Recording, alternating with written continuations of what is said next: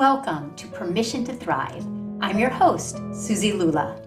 As a spiritual therapist for over 20 years, I have the honor and privilege of ushering women and mothers just like you on a journey from simply surviving to powerfully thriving. I also have the honor of raising our son, Will, who is now a young adult, with my longtime partner, Jamie, so I'm right there on the journey with you. Consider this your personal sanctuary, your space to meet your heart, embrace your messy, and come home to your most authentic, extraordinary self. My hope is that you leave resourced and inspired because you are here to shine. Welcome to Permission to Thrive.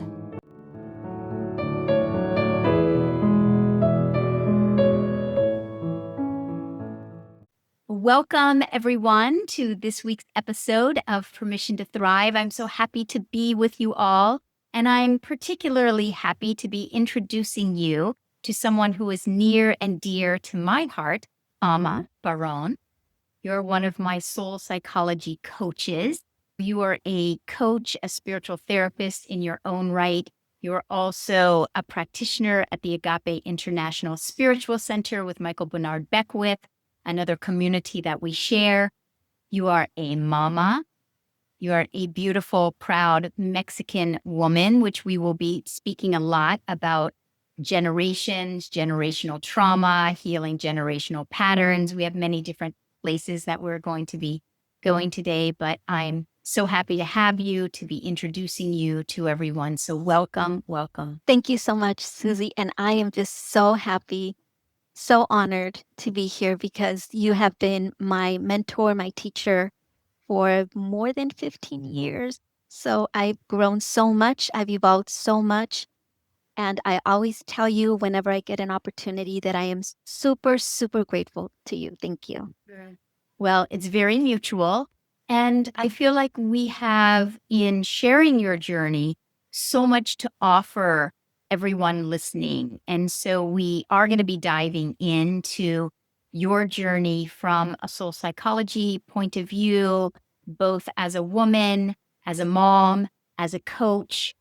And so I thought just we could start by letting everyone get to know you a little bit better. What I know about you and your journey is that you have been on a very deep journey of freeing yourself from many generational patterns and generational imprints that you had been indoctrinated into through this journey to your ultimate empowerment now and sharing with others that which you have learned on your own journey. So maybe just jump in and share with everyone listening what is important to know about Ama and Ama's journey and Ama's path.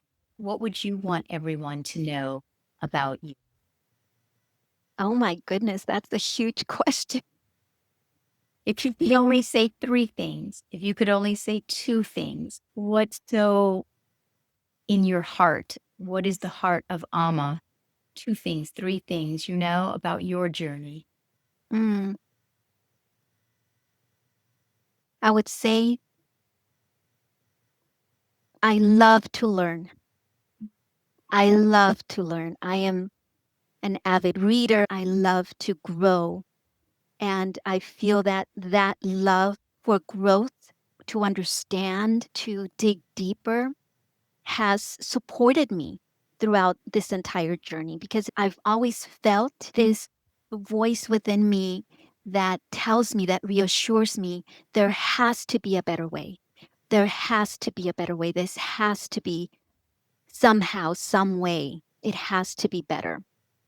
So that would be the first thing. Yeah. So when you say there has to be better, it sounds like then, and I know your journey, there's an implication that there has to be a better way than what. So maybe you share with us, what was your experience? A better way than what were you looking for? So that would take me back to my childhood. And my parents are both immigrants from Mexico. And like many families from Mexico, they were just trying to survive. They were really just trying to survive. Both my parents' lineages come from Guadalajara, Mexico, and they both came separate. They met here in the States, but they made their way, both families, like many families, made their way to Tijuana, then crossed the border and just came to work, earn money, send money back to their families to help support them. Now, those dynamics are not precisely ideal when raising a family because now the care of the children is not even at their forefront, right? They're basing their next moves on where they can get work, sending money to their families, dealing with their own wounds and their own traumas. So, what I heard, a lot of the messages that I heard growing up is you have no other option.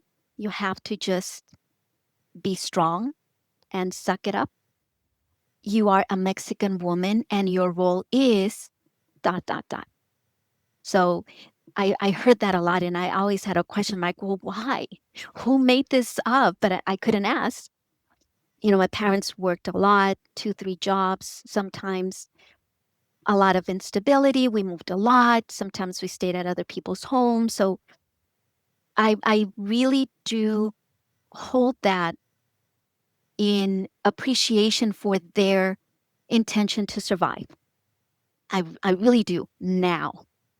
But growing up, and of course, you know my story in working with myself and being on this journey with the tools of spiritual psychology, just uncovering the many layers that are there in what goes on in the mind of a young one when I was 6, when I was 10, when I was 15, and not having the tools or the clarity of understanding of what was happening around me. So I think what I'm hearing you say is that your parents, in particular, were very understandably preoccupied with their own survival, family survival, financial survival, the financial survival of their family, sending money back to their family. So it sounds like there was a preoccupation with their own survival, which then sent messages to you and you received certain messages, as all children do. We typically take it on. You didn't say this, but I'm just generalizing. Oh, something must be wrong with me. I must not be worthy of their attention. I must not be worthy of their time. And so it sounds like you were indoctrinated, heard certain messages, processed them in certain ways. You also mentioned what a Mexican woman is, who a Mexican woman is, what her life would be like. So there's a lot here that I think speaks to a journey then of how to come into your own sense of self worth when you were not brought up in an environment and in an energy where you were hearing messages, oh, you're so worthy. You're here to take up space. You're here to be seen. You're here to be heard. And so when you found soul psychology is how you and I met, what is it in particular that caught your attention? You're saying that you've always been a learner, a seeker. What was it about soul psychology, do you think, that caught your attention in regards to everything you had been indoctrinated into? Well, by the time I was introduced to soul psychology to you, I was already a mom. My children were about 6 or 7, I think. They were very young. And at that point of my life, I thought I was very accomplished. I had a bachelor's degree in business. I had worked. I had done some traveling. I was actually a coach. I was a hypnotherapist. I had done so many other certifications that I thought I was ready. I thought I was going to be the best mom ever. And when my children were that young, I was still navigating a very messy divorce from their father, who's also Mexican and comes from similar schooling as my family of origin. So there was a lot of differences in opinions as to how to raise our children. And it was just very extreme. But when I found myself, even with all that I thought I knew, not able to control my reactions with my children, and I found myself sometimes yelling, sometimes being so abrupt, then I felt, where do I turn to now? And I was going to Agape. I was taking the classes. I was going to the Sunday meditation. I thought I had a meditation practice. And I heard you speak at Agape one time, and I went up to you, and I remember just coming very close to you. I had not even opened my mouth, and I just started to cry. Do you remember that day? Of course. And I was just crying and crying. And then you just put your arm around me and you held me. You didn't tell me not to cry. You didn't try to talk me out of whatever I might have been crying about. You were just so gentle and so present. And I felt so safe in that moment. And fortunately, I made it to a session with you because I was already trying to work part time so that I could spend time with my kids. So my finances were low at that time. And I remember the first session with you. I always tell people my hand was shaking as I wrote the check because it was a huge investment for me at that time. And after that session, every penny was worth it because of how soothed I felt, how centered I felt. And I walked out of there with very specific tools that I had. I mean, even beyond parenting books, because I would read a lot of parenting books, but this was about me. It wasn't a generalized instruction, a blanket recipe as to what to do with children. This was very specific to me, the situation I was living in, the situation my children were going through with their father because they didn't like going with their father. So when I walked out of there with very tangible tools to implement, every month I had something that I was growing into more and more and more. So of course I became kind of like addicted. Every class that you would put on, I would take, every course that you would do, books that you would recommend, and just following the methodology that was offered by spiritual psychology that allowed me to be a decent adult. I'll say that. And little by little, it wasn't overnight, but little by little to grow myself just to become a more present adult to my children. I so appreciate everything that you're referencing. You said so much. Three things really jump out at me that I hope are relevant to everyone listening, and you can be digesting it and connecting it with your own life and how it may be relevant for you. And the first thing that you were speaking about was when we first met each other. And I think this is so important for all of us to hear, because what you're sharing is that it was my being, it was my presence that had you feel safe. I didn't even say any words. And I remember it like it was yesterday. I didn't say any words. I didn't have you stop crying or any of it. I didn't even ask you why you were crying.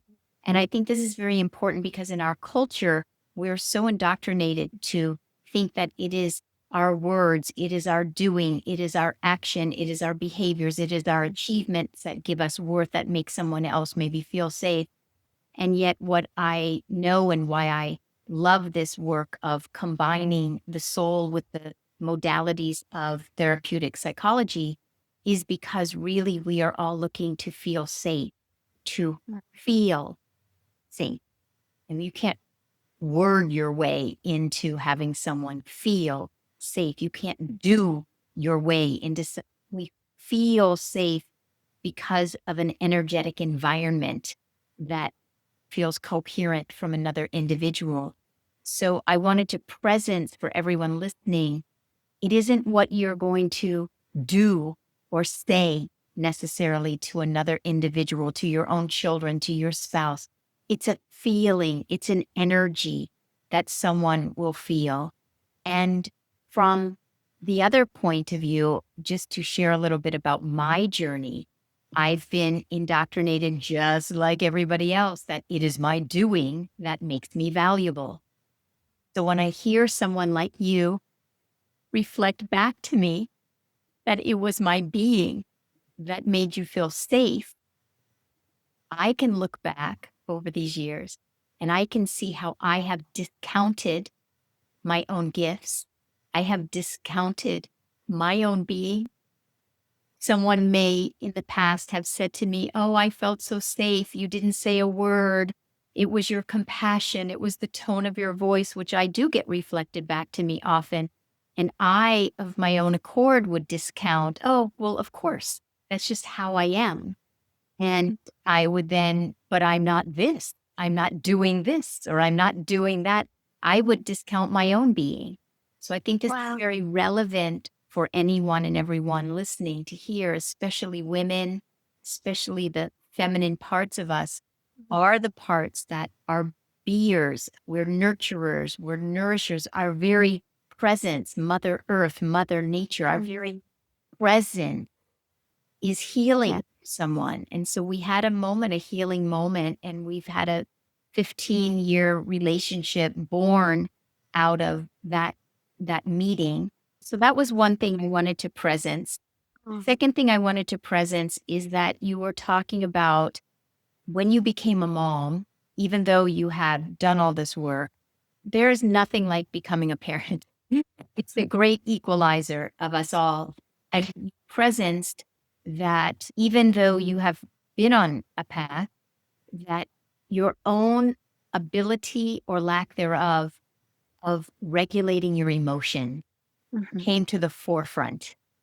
And I think that's certainly something in our soul psychology work and practices is learning how to, back to safety, create such a safe inner environment for ourselves that we learn to regulate our own emotions through the practices of self compassion and that ability to create emotional equanimity and emotional freedom and emotional intimacy within ourselves then gets translated to our children or our spouses or whomever.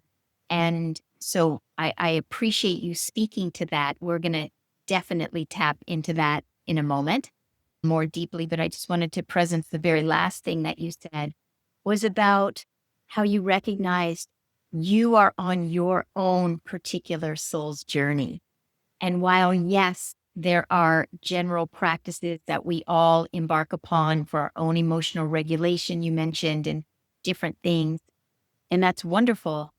You are on your own particular soul's journey, as is every one of you listening.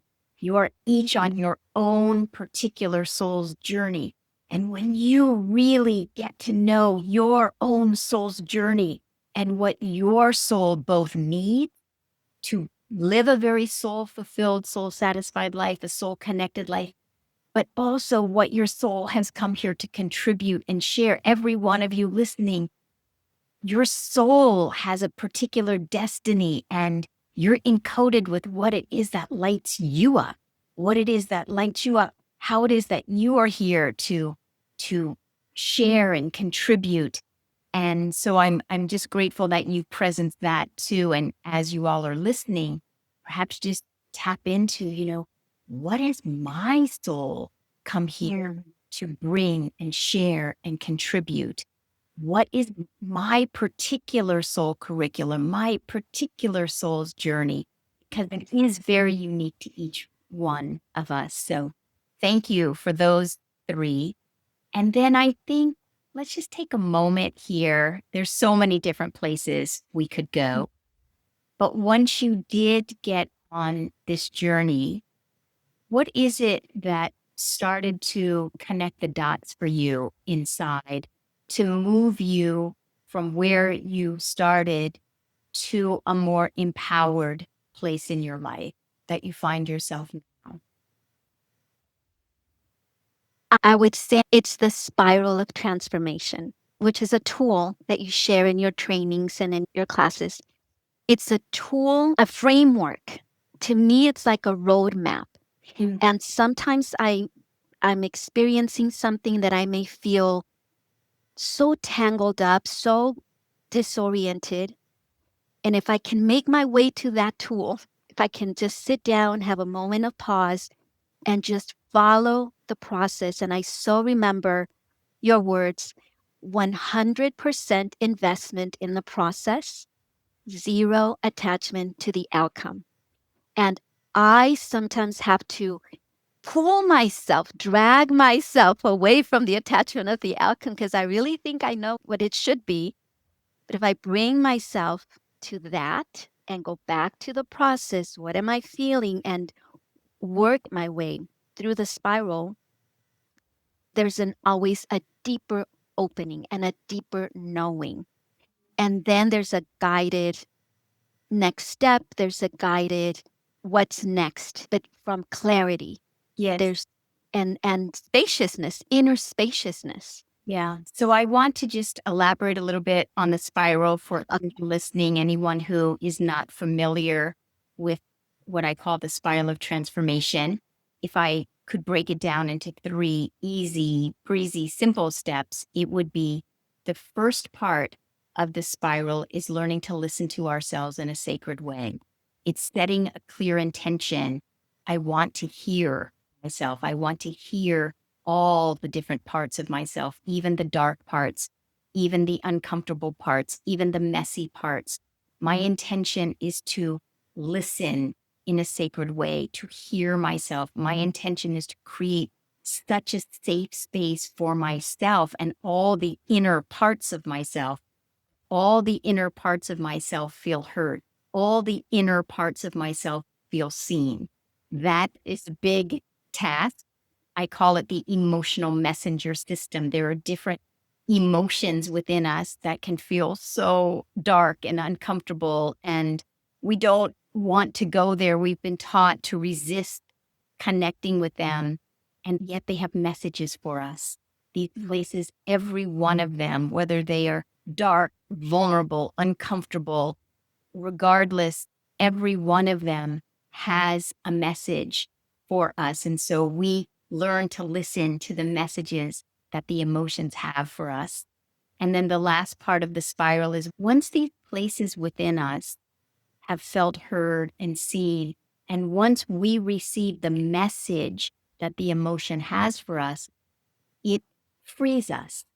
It moves us from the place in consciousness that we started to a more free, liberated, light filled, connected place.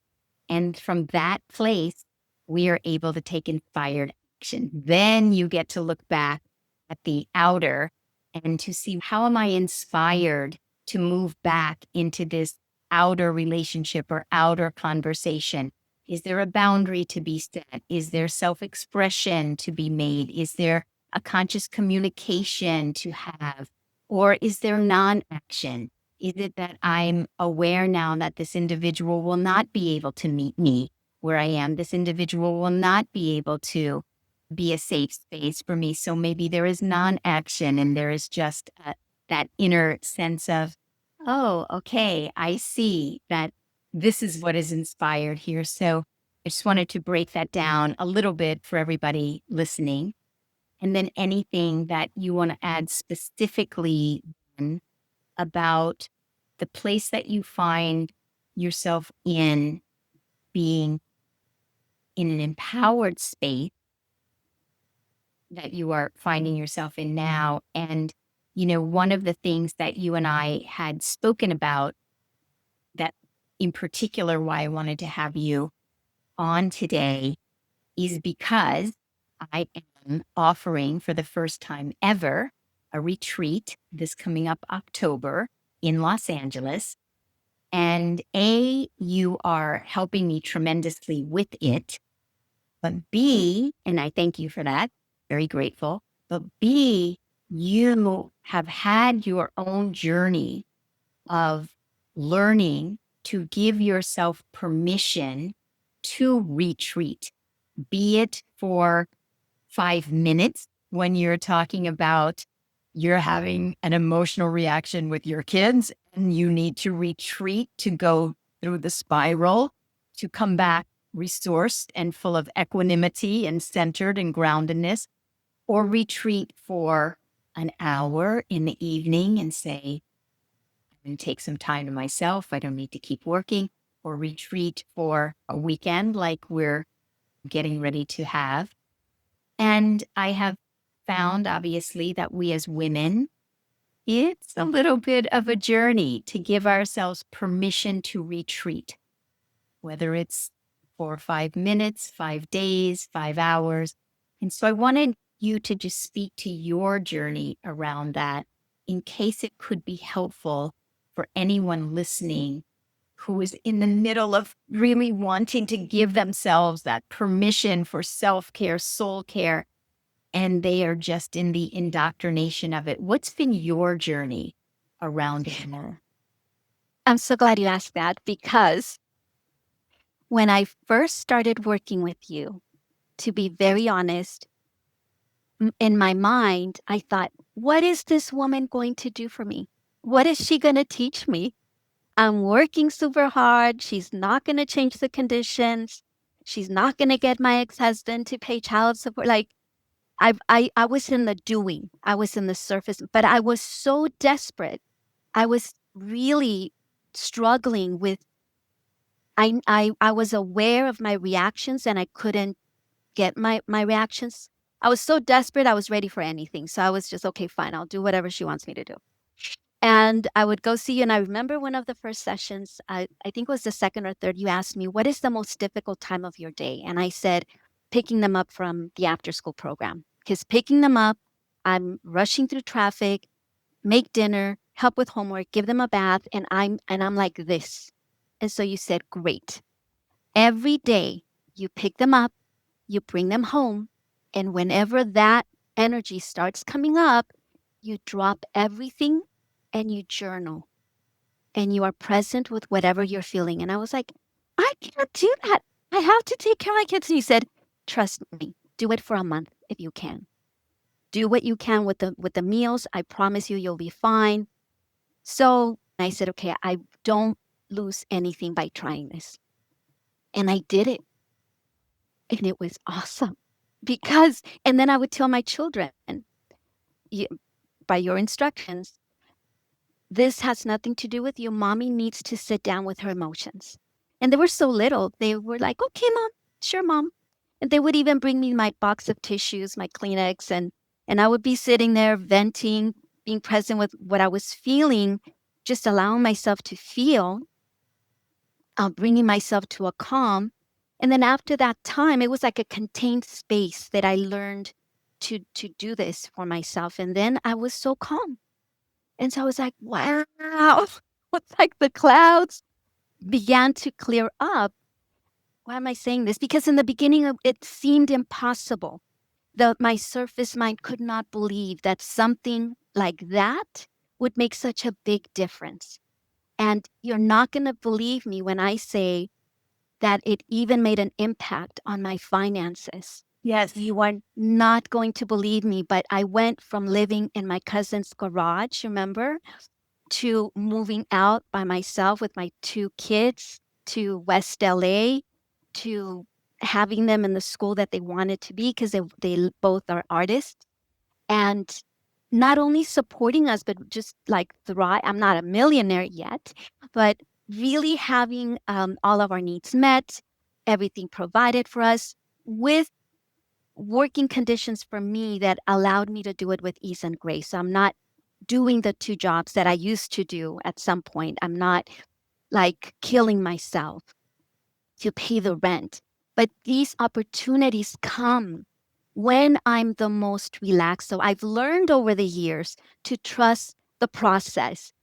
I don't always trust it, to be very honest, but I know myself enough. And then I'm in the classes, I'm in mastery, and whatever classes Suzi offers, I'm always there.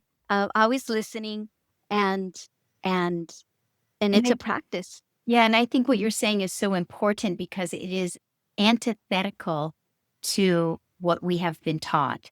So you Yes. are there, it's after school, your kids are tired from school, you've got to get them dinner. You're a single mom, you were working two jobs at the time. So you have two young children, single mom, working two jobs. I can't imagine any single mom working two jobs, two young kids saying, "Oh, sure, I'll just go journal," you know? And yet you trusted me because it's antithetical to anything we've been taught. Every woman, mother has been taught, I don't have time to do that right now. I'll go do Yes. it later. And of course, sometimes you do have to do it later. So this is not some rule, but it is a principle. It is a spiritual principle that when you take the time, you took 20 minutes to journal, it could be a moment to go into the bathroom and place your hand on your heart and just have your own physical space. You could say to your children, you know, mommy just needs to go change her clothes. I'll be right back. I'm just going to go. Oh, I spilled something on my shirt. I'm just going to go change my shirt. It could be anything that moves you from one environment into your own inner environment. It could take 5 minutes, 5 seconds. It could take 5 hours, 20 minutes. But what you did was you said in the midst of something, you are worthy of taking the time and the space to recenter and reconnect with yourself. I can remember when my son Will was young, and sometimes I would have to center and recenter 3, 4, 6, 8 times in an afternoon, in an evening. Mom's going to change her shirt again. Again. I spilled something again. And and for me, I don't know what your experience was, but for me, it was so profound because whether it was simply just going into the bathroom for 5 minutes or 5 seconds, or actually going to write in my journal, it does prove to yourself you are worthy of your own time. You are worthy of your own attention. Your own inner alignment is more important than their dinner because your own inner alignment will then have you be a different person sitting at the dinner table. And I started liking how I was showing up just by taking a retreating from whatever that outer environment is, retreating from it. So I think your example is so significant. And I know that's exactly how it worked with me, is that I would take a moment of retreating. I would come back. I would like who I was. I would like myself, how I was able to respond. And then, of course, Will, I was more relaxed. He was more relaxed. Yes. You were more relaxed. Your kids were more relaxed. I always have that saying, we transform the most effectively to the degree that we are most relaxed. And so, what kids don't want their mom to be relaxed? And if what that takes is something that's antithetical to what we're taught, yes, dinner actually can wait because I want to like who I am during said dinner. So, appreciate that. And then it is an idea of why I really don't call it self care anymore because the word has been so misunderstood. Call it soul care. It's caring for my soul. And our children, we happen to be speaking about children. It could be your spouse, it could be your in laws, it could be your boss, it could be your colleagues, your friends. The other person simply wants to feel seen and heard, connected. That's a soul to soul relationship. It's intimacy, it's connection. And so if I don't take the time to connect with my own soul, I'm not really available for the kind of intimacy and connection. So to say I'm worthy of caring for my soul, that's why I don't call it self-care because we think it's mani-pedis, which is also great and fine. And when I can really connect with my soul, is when I am going to really be able to connect with Will's soul. for your soul. And so then you spiral that out into this retreat that we're doing in October. And it is for a weekend. It's an entire weekend of being still and retreating from our outer life so that we can truly connect with our soul. Like you said at the beginning, everyone's soul is here for a unique purpose, a unique path, a unique curriculum.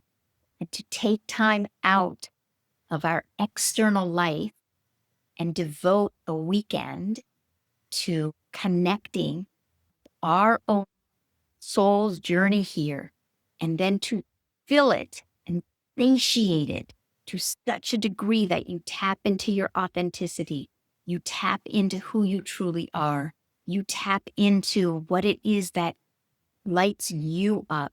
When you leave soul fulfilled, soul satiated, soul connected, soul centered, soul guided, then you bring that back to your children, to your spouse, to your work, to your finance. It does not surprise me, by the way, that your finances exponentially expanded and you must claim that you are a millionaire. I like that you added yet, but yes, yes, yes. When you care for your own self, your own soul, everything expands. Of course, your relationship with finance would expand. Absolutely.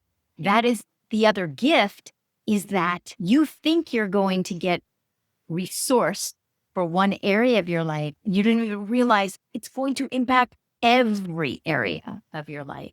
So anything else you wanted to add to that, Ama? I think the only one thing that jumps at me is the area of disciplining my children, in the area of disciplining, because the relationship that I had with the concept of discipline was very much about scolding the child, letting them know what they did wrong and punishing them to make sure that they understand, because that's how I was brought up. And in this particular area, soul care, spiritual psychology really supported me. I mean, there were many times that, because they're kids, it really took a lot for me to really understand they are living what's age appropriate, the biologically age appropriate stages of their unfoldment.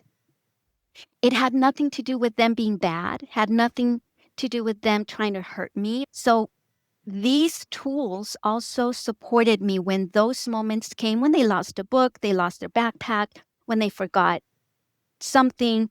Before jumping into the doing, it's like taking a pause, being present with my own reactions, my own judgments, and allowing myself to be the parent, be the guide, be the support system with my children. I think it's made a whole difference because you have walked me through their younger years, their preteens, their adolescence, their teenage years, topics from getting a tattoo. What do they want to go to college? Not want to go to college? And I really feel, I know it's made all of the difference, just my approach. And I love it. One time my daughter, we had moved from one place to another, and I was so stressed and I was so reactive. And my daughter looks at me, my oldest daughter, who at that time was 19, she looks at me, she says, "This isn't you, Mom. This isn't you. Why don't you just calm down, go to your room, just calm down. You're tired, and we'll talk in a little bit." And at first it shocked me, and I thought, she's right.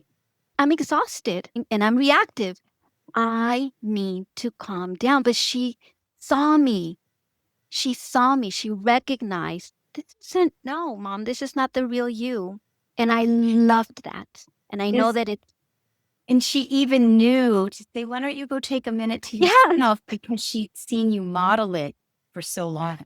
And then what we model to our children then becomes their own internalized world. And yes, so then she's learning to take a pause, to go center herself, that she is worthy of her own time and space. So the other reason that this is so important is not only for ourselves, but it is the modeling to our children. And I appreciate that you're speaking about discipline. You happen to be speaking about disciplining in kids. I want to speak to that because it feels like there's a full circle moment here in the sense that you said that when you first met me, it was something about my being that made you feel safe. And when you felt safe, you just let the tears come and you allowed yourself to be vulnerable. And we talked a little bit about, well, that comes because I practiced listening to myself in a sacred way, being okay with my emotions, listening to their messages. But what I think is such a full circle moment is that I was that for you. And every child wants that from their parent. They want their parent to be that safe space where they can let go and be vulnerable. And so when you speak about disciplining, again, our culture teaches that it is the level of the behavior, the external that matters. They lost their backpack. I have to go back to school and bring it to them. Why did they lose everything? Oh, they spoke out in class. Now they have a detention. Oh, what is everybody going to think of them? Or they're going to grow up to be XYZ. You know, we are all very externally behaviorally oriented. And so we are very oriented to then want to fix the behavior. And you alluded to this earlier also. It's about the process that is going on underneath the behavior that ultimately will then go back and affect the behavior. But when we operate at the level of behavior punishment, and we're trying to fix something and control something, we lose out on this connection with our children, a relationship that can be so vulnerable and intimate and connected. It doesn't mean that it's easy by any means. You know much more even than myself. You had 2 young kids, you're a single mom that was stacked. And though when you learn how to operate underneath the level of behavior because you started listening to yourself in a deeper way. Yes. So when you start listening to yourself in a deeper way, you then have the practice and the skill. That's why I say that journaling time was good for you, because then when your child acts out, which all children do, you are able then to ask, what's going on underneath that? What's happening? I want to know. Tell me more about it, because you've asked yourself that question so many times. So then you start asking, oh, what's going on? It doesn't mean you're not going to address the behavior. But as you said earlier, that comes last. You don't need to address the behavior first. What to ask, tell me more about it. What's going on? Well, Johnny hit me and he hit me and it hurt. And then you say, oh gosh, that's so understandable that you would feel so angry when he hit you. And then, yeah, I was so angry. And then the teacher didn't even do anything about it. And oh my gosh, so there you were. He hit you and the teacher didn't even do anything. That it is so understandable. And then they get deeper. I know, and you weren't even there, and I really wanted to call you, and I couldn't call you, and even if I would have called you, maybe you wouldn't have been able to come, and then you get deeper, and it's more vulnerable. He always acts like that to me, and I just feel so stupid. And then often quote this George Washington Carver quote, when you love something enough, it will reveal all of its secrets to you. And so coming full circle, you said the first time you met me, I didn't even barely say anything. When our kids come to us, even and especially it's hard when they've acted out in school, or they're taking drugs, or they're cutting themselves, or I'm not making light of any of it. It is a journey as a parent. And yet, and still, when, you know, a child is cutting themselves and you're able to say, yeah, tell me all about it. I can imagine how painful it is, because I know how painful life can be for me sometimes.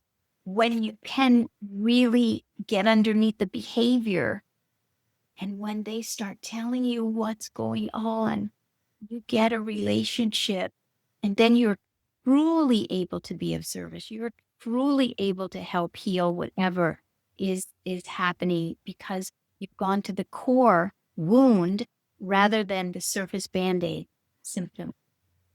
So I really thank you for being vulnerable and talking about your own journey with discipline and wanting to punish and yelling and wanting to fix and wanting to control. We should have so much compassion for any parent, anywhere, everywhere, and bring it down, being more interested in the relationship than the behavior. I'm so much more interested in my relationship with my child. Of course, I will circle back to the behavior, of course, but I'm more interested. I value the intimacy, the connection, the relationship, and it's the practice. Yes. And going back to the very beginning, that is the healing of the generational trauma. Say more. Because I was raised to believe that the harsher I was, that the more stern I was in my discipline, the better parent I was. Mm. And that is a belief, like it's very popular, sadly. I would feel like I was standing in front of a tsunami of race conscious thoughts that I needed to be harder on my kids if I wanted them to succeed, right? So I had all these thoughts flooding me, and then I had you. And it made all the difference because something in me told me this is not natural. This, no, no. And it took a lot of discernment or faith.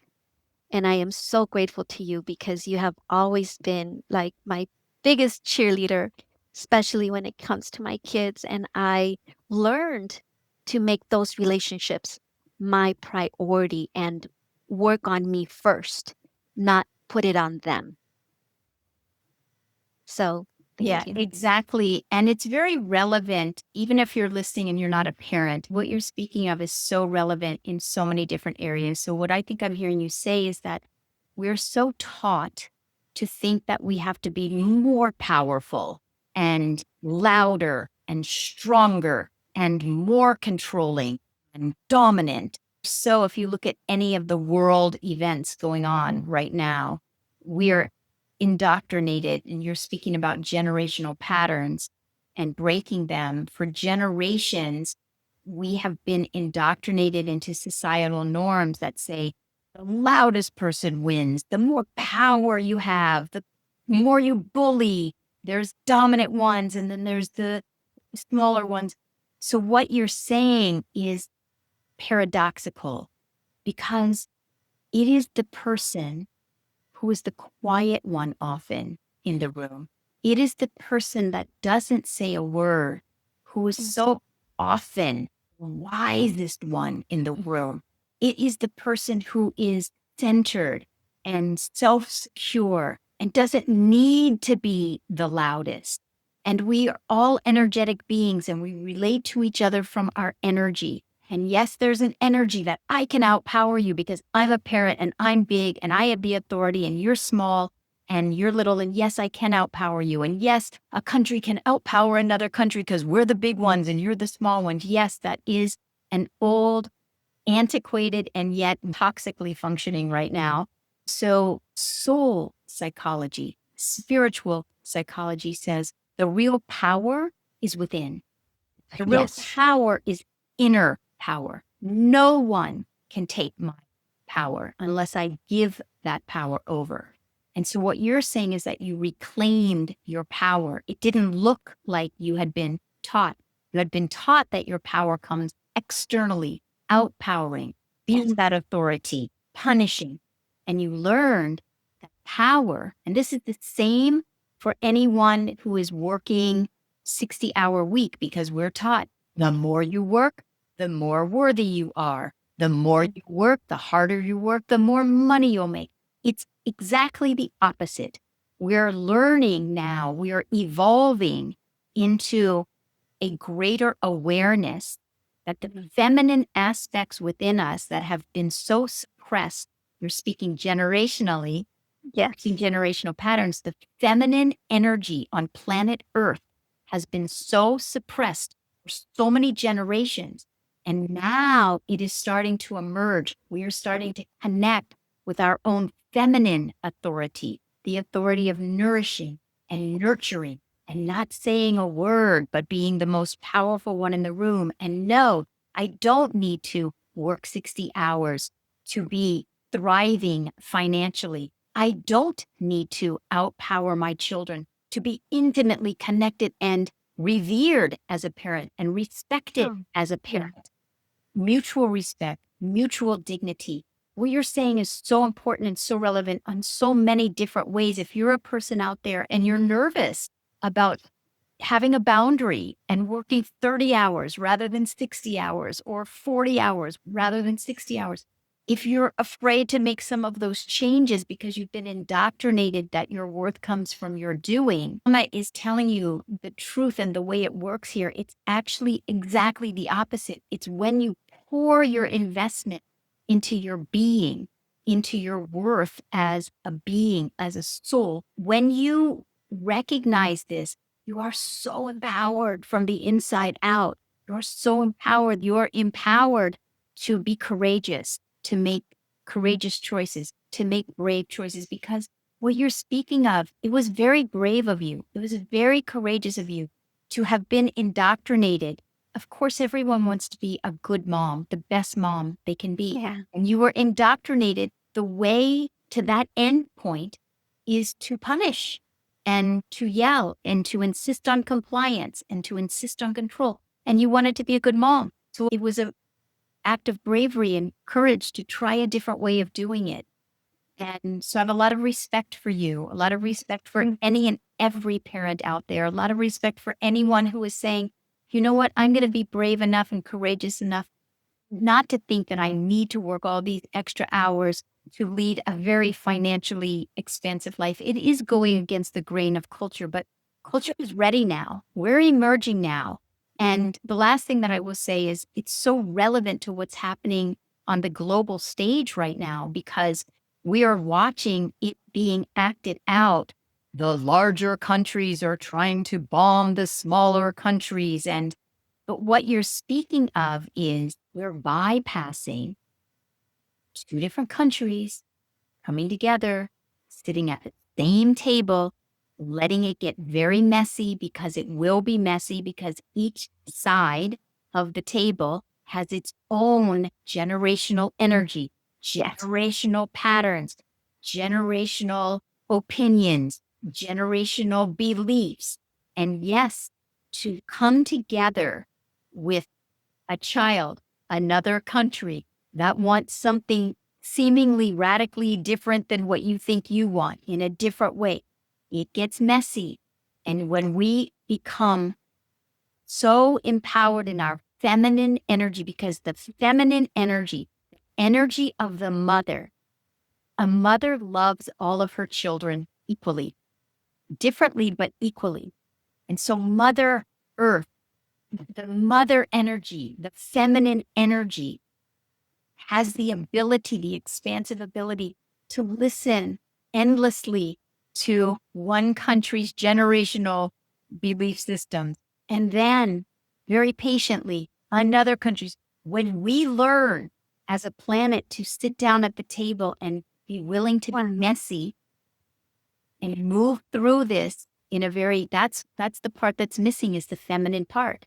It's very easy to toxically masculinely bomb another country. It's the easiest and go-to result. And when we learn as a planet, and it's the same, it's the macrocosm of the microcosm of listening to the places, the disenfranchised places within us, listening to the disenfranchised places within our children, listening to the disenfranchised places of a Mexican woman on planet Earth right now, and how the culture of the Mexican woman has been disenfranchised.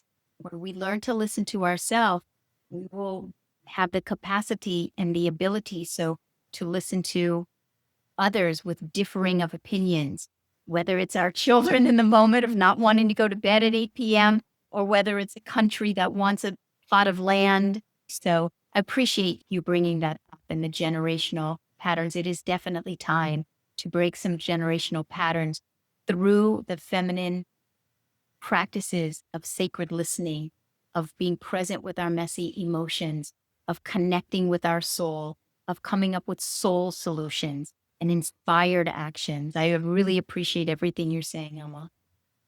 Thank you so much, Susie. Thank you. And that's why I'm so excited about this retreat. I wish it was next month because I'm so looking forward to those 3 days of like-minded individuals in community where it's safe and just allow myself to immerse into this work. So I'm so looking forward to that and all the wonderful offerings that you have.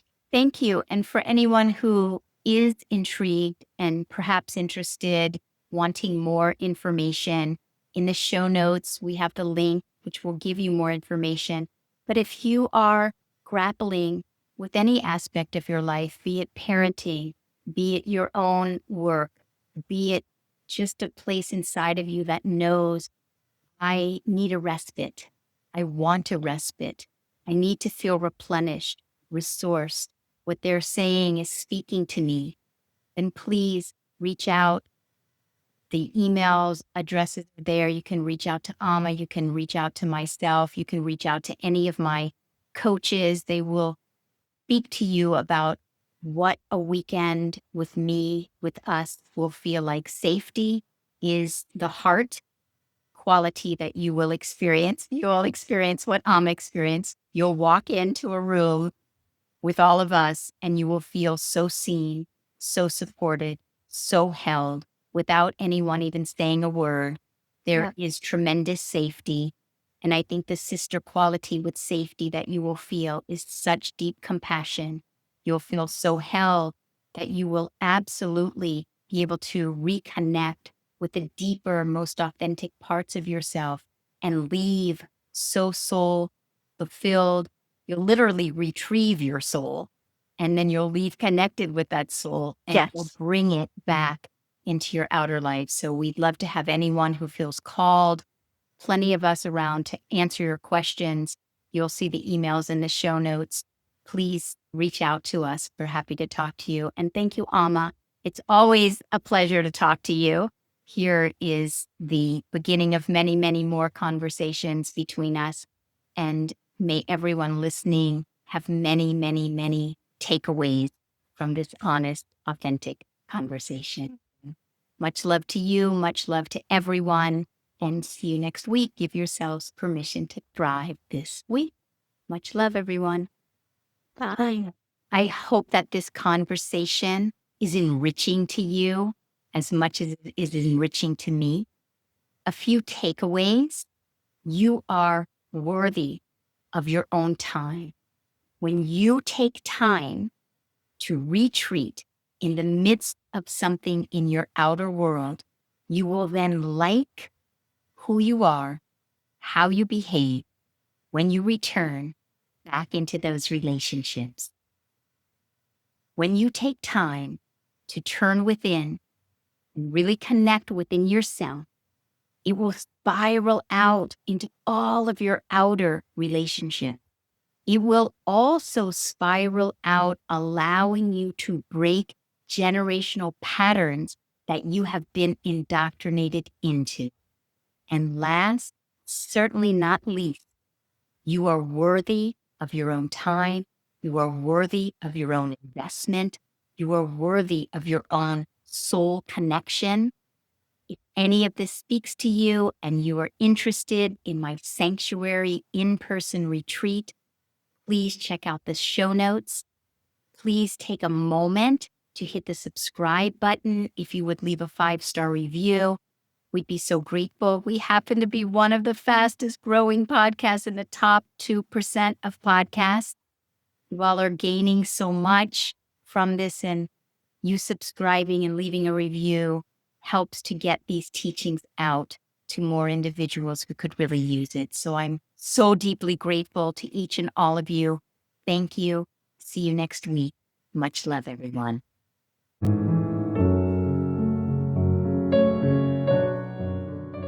Thank you so much for listening. If there was something in this conversation that spoke to you.